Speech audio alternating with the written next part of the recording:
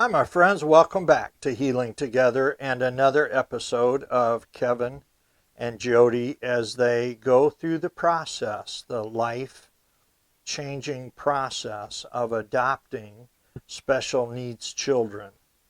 You know, if you think that they're just walking through sort of a store and picking out this child or that child, you will hear today that that's not the process. It was not easy for them to rescue these children.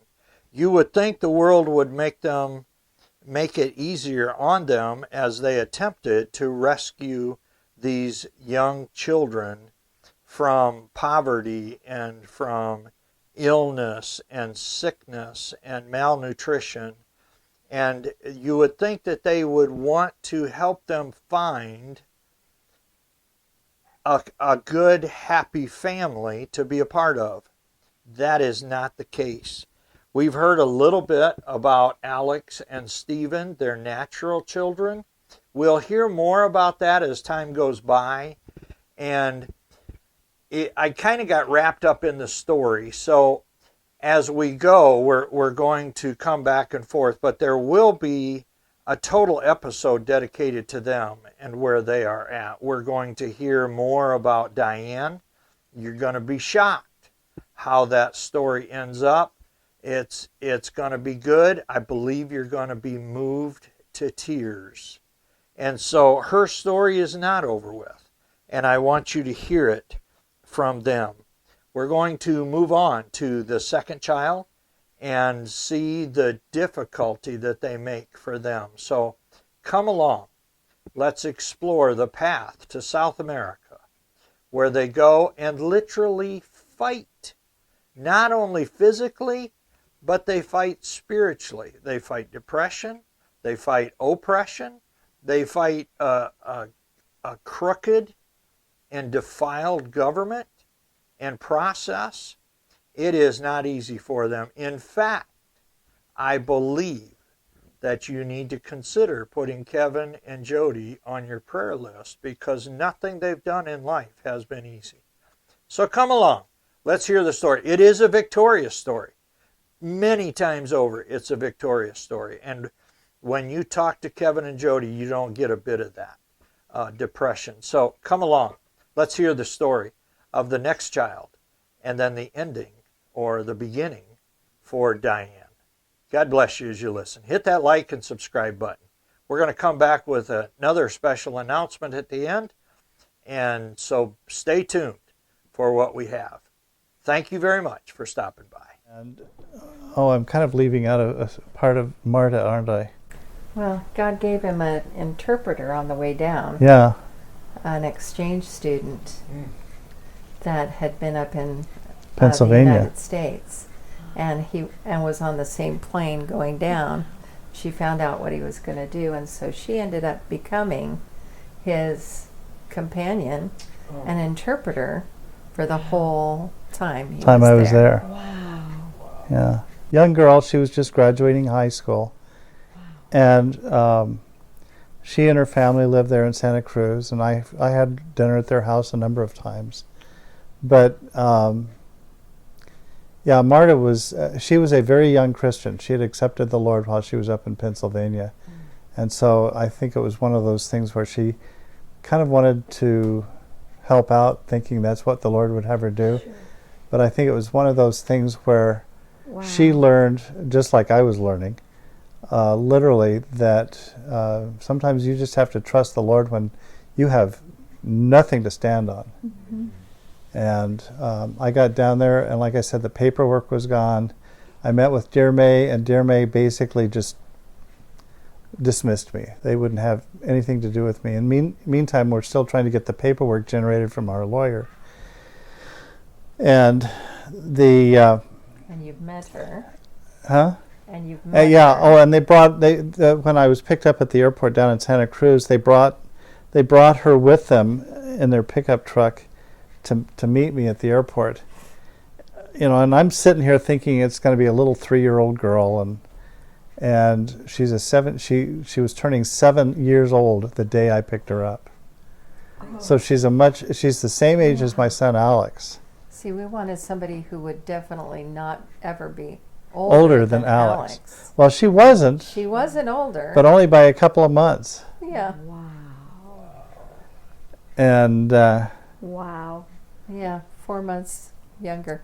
so anyhow, the long and the short of it was I learned patience during that time down there in Santa Cruz, because literally I couldn't Still take working on it. any other.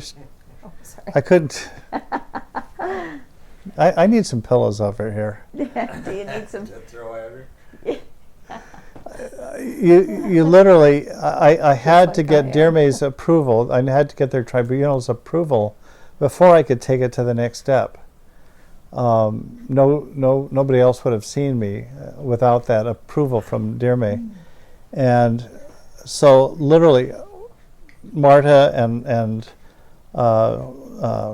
Etta, which was the lady, the wife of the family I was staying with, and I sat out in the outer lobby for 3 weeks, almost 3 weeks, just begging these guys to, well, there was like 5 of them, as I remember. There was like 3 men and 2 women or something like that, and trying to get their attention and allow me to come back in, and they just walk by me and ignore me. And this went on, like I said, for almost 3 solid weeks. And one day I finally had it. I went home and I was angry at the Lord. I just was furious. Where are you? Why aren't you helping me out with this? And I was just furious. I went back to my room and I just vented. I raged at him. And it was an incredible moment, because the Lord just came in and sat down on the bed beside me, and he said, this is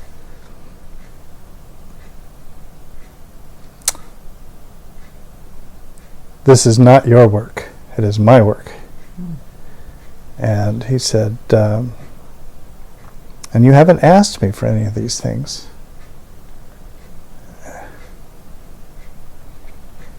Okay, Lord.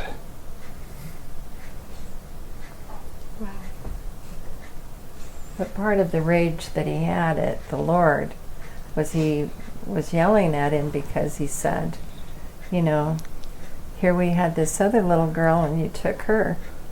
Mm-hmm. And now I'm down here and you're going to take this one too? And I already planned. You're just going to hold out a carrot and just snatch it away? Mm-hmm. Mm-hmm. What kind of a God are you? Uh-huh.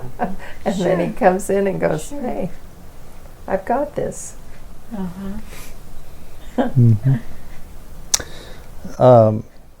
And it probably ought to be said also that our time down there, because I had only planned to be down there about 2 weeks.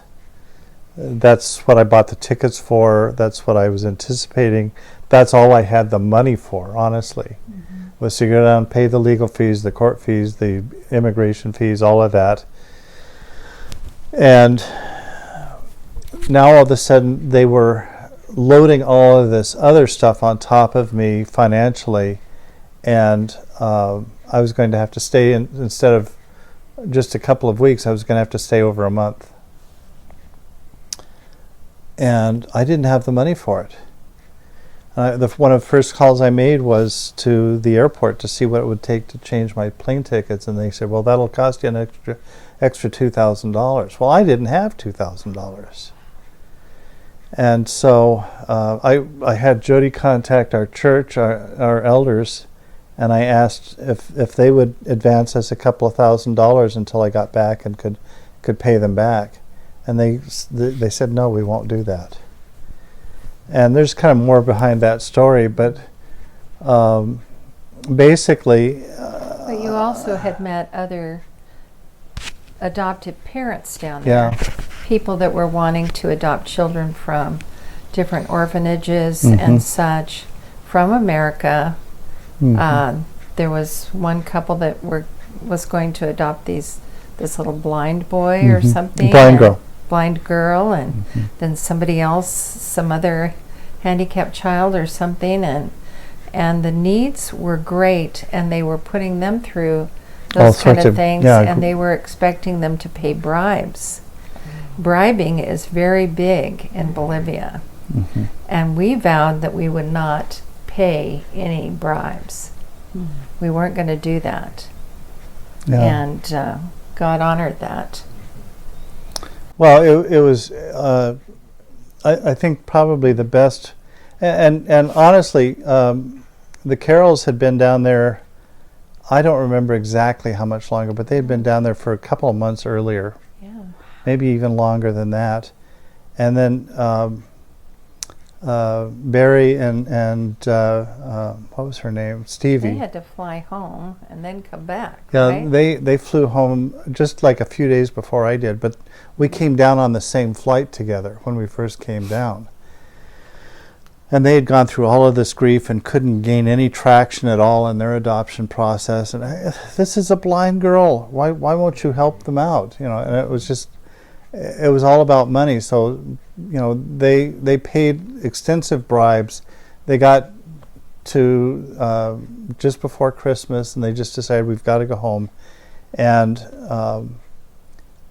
I'm all this time, I continue to pray. That's one thing that I think the Lord really taught me in that trip, was the importance of prayer. Is that and I didn't, I think one of the things that I would have to say is it wasn't just a matter of just saying, Lord, help me if you will, or anything like that. It was a matter of, Lord, if this is your work, you need to provide for this. You need to take care of this. We need these doors opened.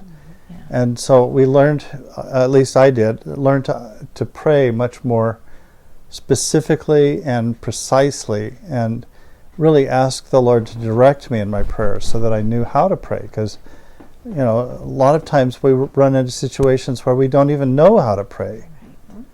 And that's not just as a new believer. That's you know, by that time I'd been a Christian for what, 30 years or so. That's, you know, learning. Sometimes we just don't know how to pray in a given situation, and so the Lord kind of worked with me through that whole thing. Long and the short of it was, Dear May did finally agree to meet with me. They said, if you'll come in tomorrow morning, we'll give you a psych eval. If you pass that, we'll sign you off and send you on your way, tell you how to get there. And so that all went down very quickly. And they sent me to the next spot, and I ran into the same kind of roadblocks at the next spot. And I'd get those things knocked down. I'd just go to a prayer and say, okay, Lord, this is what we need. And he would knock them down. And so we'd go to the next office, and no, we can't do that. It'll take at least a couple of weeks for us to get through that. And I'd go home and I'd pray and I'd go back, and it was knocked down. And it just went like that for the rest of the time down there. And even to the point where we landed back in Miami, we ran into U.S. immigration, and they said, well, you're going to have to send her back. And we'd say, oh. And Marcy and I would walk over to the side, and we just, she didn't speak English, but I just would pray, and the guy would come over a little bit later, and he'd say, I got approval on that, as long as you can bring her over to the immigration office, you know, within a week or two after you get up to Portland. So it was like the Lord just took, and even with the money, with the tremendous finances that we were expecting, that we were dreading about doing all of this, the Lord provided for. I went back out to the airport with Marcy, expecting to have to figure out how am I going to pay for this. And the lady goes and she takes my tickets and goes over and talks to the supervisor, and the supervisor comes over and she says, we're just going to pass you through on this. So, I mean, even the extra expenses of the extra fees with the government and all of that, it just evaporated. Wow. It became nothing. Wow. Praise God. Wow. So we just saw that over and over and over again. And it really came down to, I think, that one day where the Lord just sat down with me and said, this is not your work. This is not your mission. You need to hear me on this. Mm-hmm. No bribes. Yeah. Got to bring her home. Yeah. The other people paid bribes and didn't get to bring their kids Never home. did. No. Well, yes, Later, Barry and Stevie did, they had to make but they had to go several back a trips. month later and still pay more fees. And I don't know whatever happened to the Carols. I But see, the thing kind of is, lost track that of them. the government down there at a certain point, with all the drug trafficking, Mhm. people in the cartels were taking children and cutting them open. They would kill them, and cut them open, and use those as. literally fill them with drugs and hold them on the plane Oh my Oh my goodness. and bring them in. Yeah. And so that's why they were so suspicious of people adopting these children. Yeah. Oh my goodness. Now there's a final part of this chapter that's really funny, really fun actually, funny. Where Christmas has come, we got home 3 days before Christmas. We had a wonderful Christmas.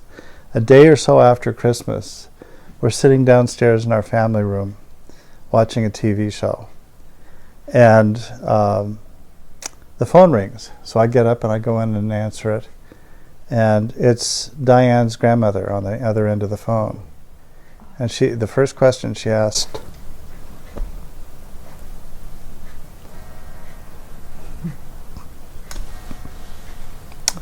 Do you want her back? Oh, Really? They're ready to move on her, and we don't want her to go to anybody but you guys. wow. And see, I was nursing supervisor. I had my own office, and I had a janitor that worked on my floor, that was a black pastor to the inner city church across the street from our hospital, and he knew all about this stuff with Diane, and when she was taken, and he knew how heart sick I was. And he came in and he says, I'm not shutting the door because we're going to pray with the door open and everybody can hear. But our God knows beginning and end, and he's going to take care of her. And you can trust him. mm-hmm. This isn't the end of her story. Yeah, and this is, like I say, it's only about 3 or 4 days after we come back. And We went from 2 to 4, just like that. Wow. and really that was only the half of it, because she was able to now, well, basically what was happening is if it had remained with Oregon CSD, we would not have been able to adopt her. So what had happened was that the caseworker over in Pendleton had kind of very quietly turned the case over to the grandmother. And so the grandmother now had full guardianship of her granddaughter. Okay. That the mom had never been able to break her cocaine addiction. So that's when she called us and said, do you still want to adopt her? And I said emphatically, yes, we do. How much time had lapsed, since she was taken from She had been away for, it was toward the end of October the year before, so Yeah, it was this a was year. just after Over a Christmas. year. Okay. So just a little over a year. It changed her whole life, though. Yeah, it You did. need to understand that separation became a major psychological and emotional problem for her, and her inability to trust us. Mm-hmm. Sure. And there was nothing we could do about it. Right. Yeah, we just had to keep being there, keep keep Right. loving on her and everything, but it just, and that's why I speak really gruffly sometimes with some of we had other caseworkers later that were toying with sending a kid back that we had. And I said, do you know that that's going to work out? Do you know what's going on? And well, we just want to do this trial thing. And I said, you don't mess with kids like that. Mm-hmm. Let me give you a rundown.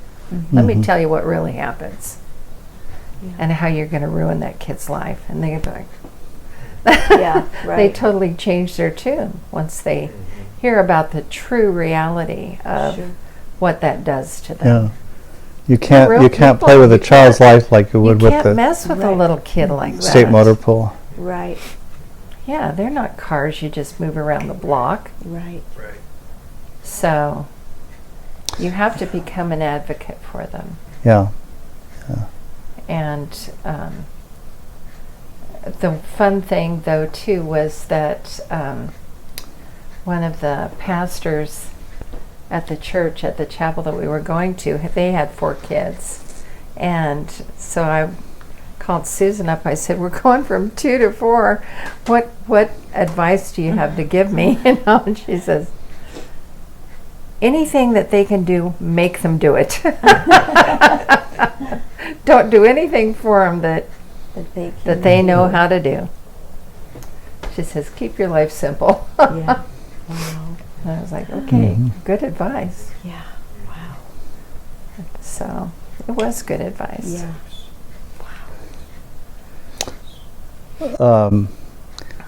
I think the other part of that story was that I had just gotten back and spent all of my money, and I'd been out away for over a month, so I had not made any money.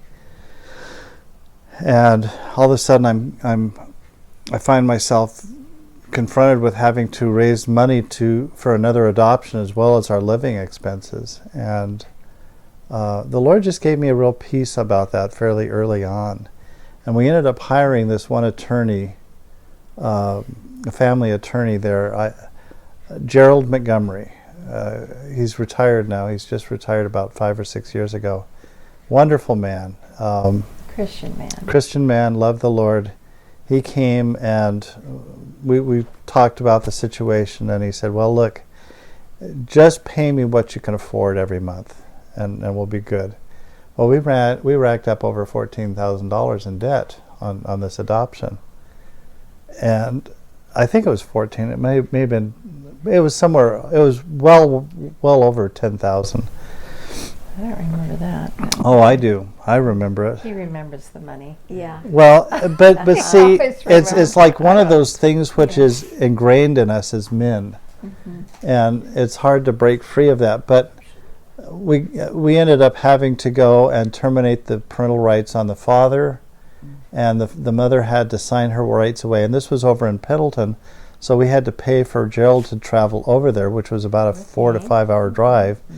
And then he had to get a motel and stay there and do all the court proceedings and all that. And And they brought that man from prison who had done that. And he was contesting the adoption. yeah, He was contesting it, saying that he was about to get out and that he would take care of her. yeah, And he wanted her back. And so the mother came and the grandmother came. And the mother took the witness stand and she just said, I can't think of any better mother or father than Kevin and Jody. And she just said, I want them to have my daughter. And you cannot trust this man. He will not be a good father, and he doesn't have that ability. And I was scared to death to even be in the courtroom, to be honest, thinking that he would see me and, you know. And actually, Gerald kind of took the lead on that and made sure that he was brought in at a different time.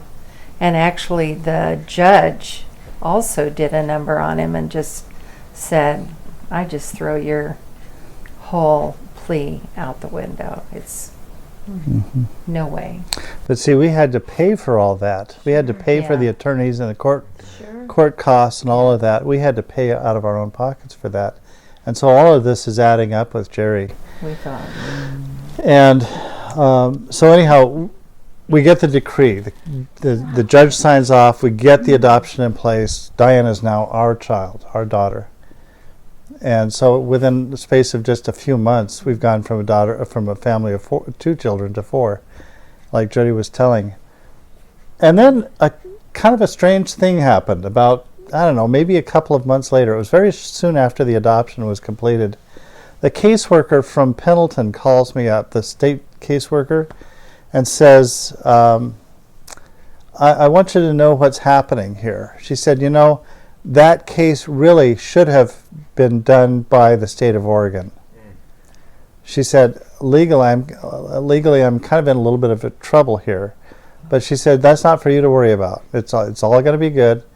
She just said, but because it should have been handled through the state of Oregon, I've put in a special stipend for you guys to as medical foster parents for Diane for the months that she was in your home.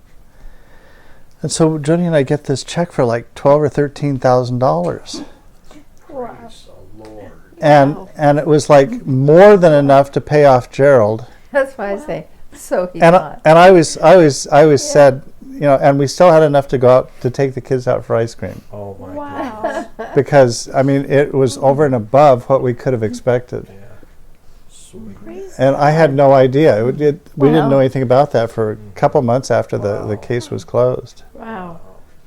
So it's just funny how you don't really know what to expect or how it's going to come into play, but you always know that you can trust God. And God's timing is so different Yeah. than ours. What? And I think the other aspect of that is that sometimes he kind of,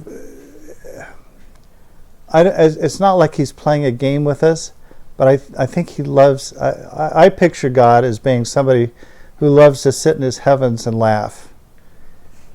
And Jewish. yeah, He has a Jewish sense of humor. Mm-hmm. I really believe that. yep, Makes sense to me. Yeah. Wow. he loves to surprise us. Yeah. Uh-huh. Yeah. Well, that's where we're going to end it for today. You'll have to come back on Tuesday to hear another story in the life adventure that Kevin and Jody have been on. We're never going to sit still in this series. So even though there's a lot of videos to it, it's not going to be dull. We're not just going to sit around. We're going to move back and forth, different houses, different experiences, different miracles. On and on the miracles go. Jody and Kevin are such inspirations to me as I work to get this YouTube channel up and running. Their story is fantastic. Come back on Tuesday and let's hear what we have to hear from the Lord. I want to let you know again that Kevin has a book out that tells kind of the story that we're telling. It's called Promises Kept. Powerful book.